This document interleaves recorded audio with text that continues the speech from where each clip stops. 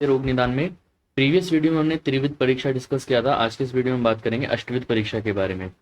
अष्टविध परीक्षा में मतलब क्या है, किस तरह से आप 8 ऐसे साधन बताए गए जिससे क्या कर सकते हो, आप रोगी की परीक्षा कर सकते हो, मतलब रोगी का जो भी उसकी डिजीज है उसको डायग्नोस कर सकते हो। और सबसे पहली बात यहाँ पे एमसीक्यू बनता है कि अष्टविध परीक्षा किसने दी थी। तो ये नाम याद रखिएगा, रोग रत्नाकर ने सबसे पहले अष्टविध परीक्षा का वर्णन किया है। और यहाँ पे श्लोक भी इसका काफी इंपॉर्टेंट है।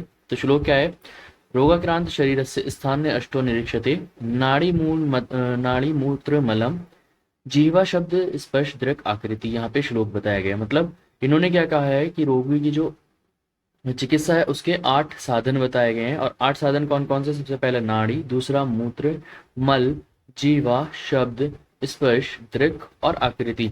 सबसे पहली हमारी नाड़ी। नाड़ी मतलब हमारा पल्स, कि पल्स के थ्रू हम क्या करते हैं, किसी भी डिजीज को डायग्नोस कर सकते हैं। मूत्र के थ्रू यानी कि यूरिन है ना, उसका यूरिन एनालिसिस कराते हैं। पुरीश मतलब स्टूल एग्जामिनेशन, ठीक है, पहले के टाइम पे अलग होता था, वो यही चीजें हम डिस्कस करेंगे। जीवा मतलब आपका टंग के थ्रू आप देख सकते हो। शब्द मतलब आप साउंड के थ्रू कर सकते हो। स्पर्श मतलब आप टच के थ्रू उसकी डायग्नोस कर सकते हो। दृक मतलब आप उसको देख कर उसकी चिकित्सा कर सकते हो। आकृति मतलब उसके जो ऑर्गन्स का साइज एंड शेप है उसके अकॉर्डिंग आप उसकी चिकित्सा कर सकते हो, रोगों को पता लगा सकते हो। तो सबसे पहले हमारी सबसे इंपॉर्टेंट इसमें नाड़ी परीक्षा। तो नाड़ी परीक्षा मतलब क्या है, पल्स का एग्जामिनेशन। जब आप किसी आपके पास कोई भी पेशेंट आता है तो सबसे पहले आप क्या करते हो, उसकी पल्स चेक करते हो। तो ये यहाँ पे बात की गई है कि सबसे पहले जो नाड़ी परीक्षा का वर्णन है वो योग रत्नाकर ने दिया और साथ साथ शाडंगर में ने दिया है। तो सबसे पहले तो योग रत्नाकर ने दिया, लेकिन शाडंगर में भी इसका वर्णन मिलता है। जो हमारा हाथ है उसके अंगुष्ठ के मूल में जो धमनी है, जो हमारी आर्टरी है अंगूठे के जस्ट नीचे, वो क्या है, उसको जीव साक्षिणी कहा गया है। क्यों? क्योंकि ये सारी चीजों को बताती है, तो सुख का भी ज्ञान कराती है और दुख का भी ज्ञान कराती है। ठीक है, पल्स के थ्रू हम पता लगाते हैं टेकिकार्डिया है, ब्रेडिकार्डिया है। ठीक है, तो यहाँ पे अगर हम बात करते हैं इसमें नाड़ी के पर्याय, पर्याय यानी कि सिनोनिम्स, तो क्या क्या कहा गया, स्नायु कहा गया, नाड़ी कहा गया, धमनी, धारणी, धरा, तंतु की, जीव, जीवन, ज्ञाना, ये सारे क्या है यहाँ पे नाड़ी के पर्याय हैं। तो आप नाड़ी के पर्याय जो आपको याद हो, ये 4 कॉमन है, मोस्ट इजी है, ये याद कर लीजिएगा, स्नायु, नाड़ी, धमनी और धरणी और धरा। इसके बाद हम बात करते हैं सावधानियां। जब किसी की भी नाड़ी परीक्षा कर रहे हो आप, मतलब किसी का भी पल्स एग्जामिनेशन कर रहे हो, तो उस टाइम पे कुछ आपको सावधानियां बरतने के लिए कहा गया है। तो नाड़ी परीक्षा करते समय अपने दाहिने हाथ के साथ रोगी के दाहिने हाथ के अंगूठे के नीचे जड़ से स्पर्श करें। मतलब आपको कौन सा यूज करना है, अपना सीधा हैंड यूज करना है, और रोगी का भी कौन सा हैंड यूज करना है, सीधा हैंड यूज करना है। ठीक है, लेकिन अभी यहाँ पे थोड़ा आगे कह देंगे कि अगर डिपेंड करता है कि मेल है या फीमेल है तो उसके डिफरेंट हाथ की। ठीक है, तो ये भी हम बात करेंगे। तो नाड़ी परीक्षा कब करनी चाहिए, सबसे पहले प्रातः काल, मतलब सुबह के टाइम करनी चाहिए। और अगर पुरुष की नाड़ी है, पुरुष की अगर मतलब पल्स का एग्जामिनेशन करना है मेल में, तो क्या करना चाहिए, दाहिने हाथ मतलब राइट हैंड का पल्स एग्जामिनेशन करना है। और अगर स्त्री है तो बाएं हाथ यानी कि लेफ्ट हैंड का एग्जामिनेशन करना है। और नाड़ी की परीक्षा कम से कम 3 बार करनी है। ऐसा नहीं है एक बार आपने टच किया और आपको आपको लगा कि हाँ भाई नाड़ी इसकी है। आपको मिनिमम 3 बार आपको क्या करना है, वहां पे नाड़ी परीक्षा करनी है। नाड़ी को क्या करना है, पकड़कर धीरे धीरे छोड़े। ठीक है, एकदम जैसे आपने पल्स को पकड़ा है, पल्स को पकड़ने के बाद धीरे धीरे धीरे छोड़ना है। ऐसा नहीं है कि पल्स आपने पकड़ा और एकदम हटा लिया हाथ। अपनी 3 उंगली से नाड़ी पकड़ कर, है ना, 3 उंगली से तो हम पल्स एग्जामिन करते हैं क्रम से। वात, पित्त और कफ दोषों से हानि होने वाले दोष तथा नाड़ी की मंद मध्यम तीक्ष्ण गति का लक्ष्य करें। तो आपको क्या करना है, जब आप नाड़ी एग्जाम पल्स एग्जामिनेशन कर रहे हो तो आपको 3 उंगलियां रखनी है अपनी। ठीक है, 3 उंगलियों में क्या होगा, एक वात के लिए रहेगी, एक पित्त के लिए रहेगी और एक आपके लिए कफ के लिए रहेगी। तो उससे क्या होगा, जो भी जिस भी उंगली पे क्या होगा आपका गति फील होगी, वातज वाली, पित्तज वाली, कफज वाली, तो उसके अकॉर्डिंग आप क्या करोगे, नाड़ी का डिसाइड करोगे कौन सी हमारी नाड़ी है। अब देखिए यहाँ पे नाड़ी परीक्षण वर्जित, मतलब कब आपको नाड़ी का परीक्षण नहीं करना है, पल्स एग्जामिनेशन नहीं करना है, कुछ ऐसे काल बताए गए हैं।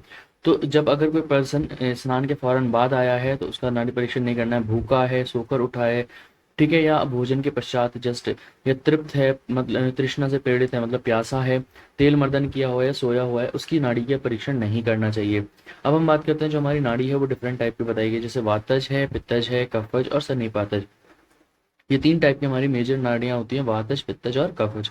इसके बाद अगर हम बात करते हैं तो ज्वर, ज्वर में क्या मिलता है, नाड़ी ऊष्म मिलती है और वेग वाली मिलती है। ठीक है, अगर हम बात करते हैं जब हम चिंता में होते हैं तो नाड़ी कैसी हो जाती है हमारी, 6 बहुत कम हो जाती है। भोजन के से तृप्त मतलब क्या हो जाती है, स्थिर हो जाती है।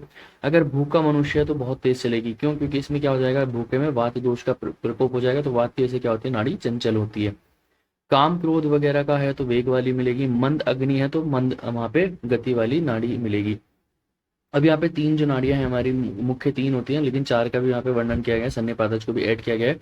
तो वातज जो नाड़ी जो है वो जैसे सर्प की तरह मिलेगी, जलोका की तरह मिलेगी, और टेढ़ी मेढ़ी गति इस तरह से गति करेगी जो हमारी वात की नाड़ी है। ठीक है।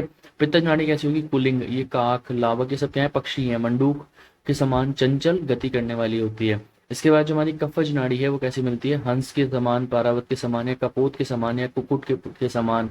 ठीक है। ये हल्की गति करने वाली होती है, जैसे ये मंद गति करते हैं जितने भी ये जीव हैं उसी तरह हमारी नाड़ी मिलेगी। सन्निपातज में कैसे मिलेगी, लावा तीतर के समान मिलेगी। ठीक है। ये आचार्य शार्डंगर ने यहाँ पे बताया हुआ है। तो ये था हमारा नाड़ी परीक्षण। अब इसके बाद है हमारा मूत्र परीक्षण। मूत्र मतलब यूरिन का परीक्षण कैसे करते हैं।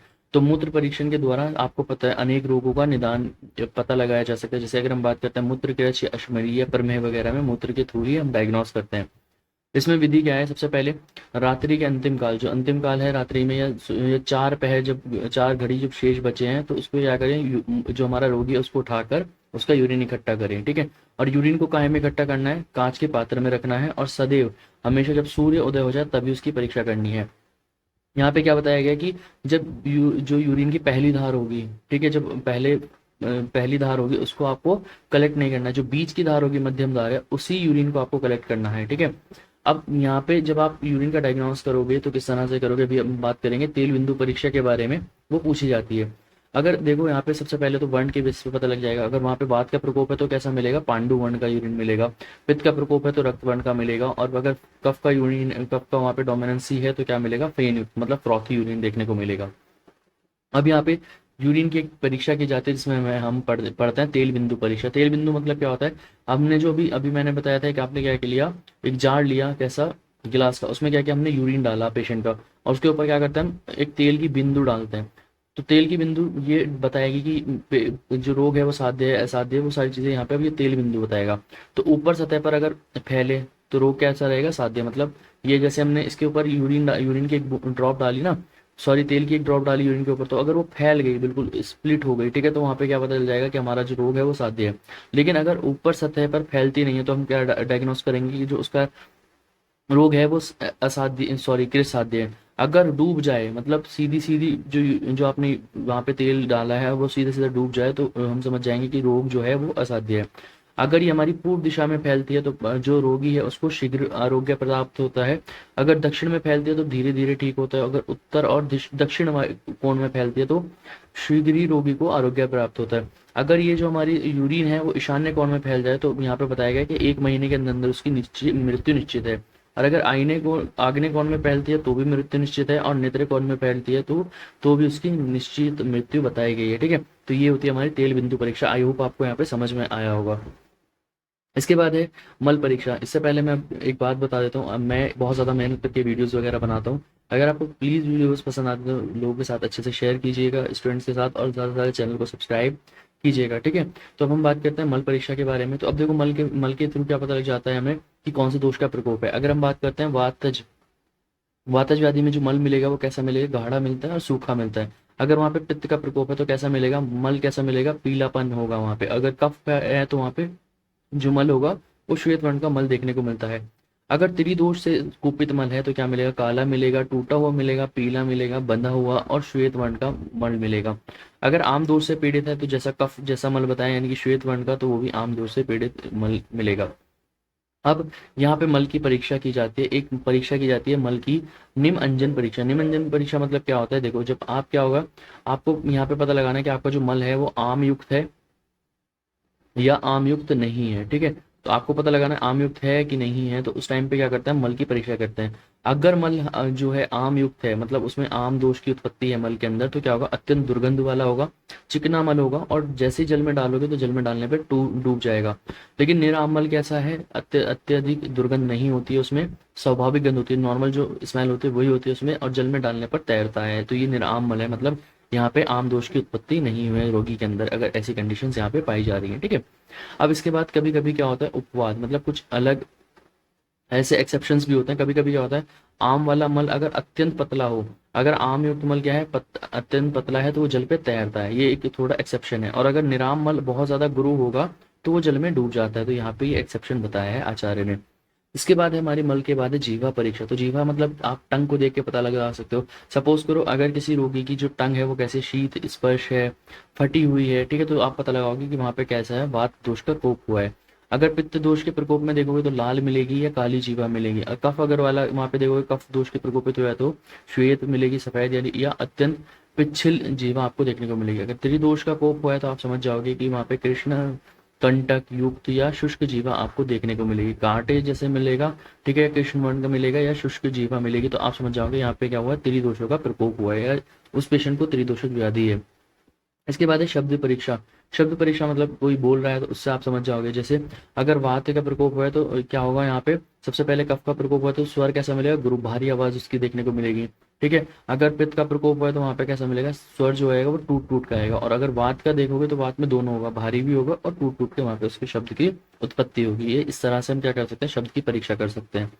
इसके बाद है स्पर्श, मतलब छू के किस तरह से करते हो। वात व्याधि है तो पता है जैसे आप टच करोगे तो शीतल स्पर्श देखने को मिलेगा। अगर पित्त व्याधि है तो उष्ण स्पर्श देखने को मिलेगा। और कफ व्याधि है तो कैसा, या तो आपको मॉइस्चर देखने को मिलेगा और मॉइस्ट टच आपको वहां पे देखने को मिलेगा। ठीक है, इसके बाद है दृक परीक्षा। दृक मतलब देख कर। अगर वात रोग से पीड़ित है कोई भी व्यक्ति तो आप उसे कैसे देखोगे, वो आपको रुक्ष दिखाई देगा, धूमवर्ण के नेत्र दिखाई देंगे, इस तरह से आप उसके देख लोगे। दृक मतलब उसकी आंखों, आईज को देख के, ठीक है, परीक्षा जब हम करते हैं। तो पित्त रोगी, अगर पित्तज रोगी है तो दीप की ज्योति देखने में असमर्थ होगा, मतलब वो लाइट को नहीं सहन कर पाएगा। ठीक है, और नेत्र जो रहेंगे वो पीले वर्ण के दिखाई देखने को मिलेंगे। अगर कफ का रोगी है तो कफ का रोगी क्या रहेगा, जल पूर्ण, ऐसा लगेगा आंखों में पानी पानी भरा है, ज्योतिहीन मतलब उसे दिखाई नहीं देगा। ठीक है, स्निग्धता युक्त नेत्र देखने को मिलेंगे। अगर हम बात करते हैं त्रिदोष से पीड़ित है तो उसके जो नेत्र होंगे वो कैसे होंगे, श्याम वर्ण के होंगे, फटे हुए होंगे, तंद्रा और मोह युक्त होंगे। ठीक है, विकराल होंगे, बहुत बड़े दिख रहे होंगे और लाल वर्ण के नेत्र देखने को मिलते हैं। इसके बाद हमारा लास्ट आकृति परीक्षा। आकृति मतलब उसका बॉडी के पोस्ट शेप वगैरह।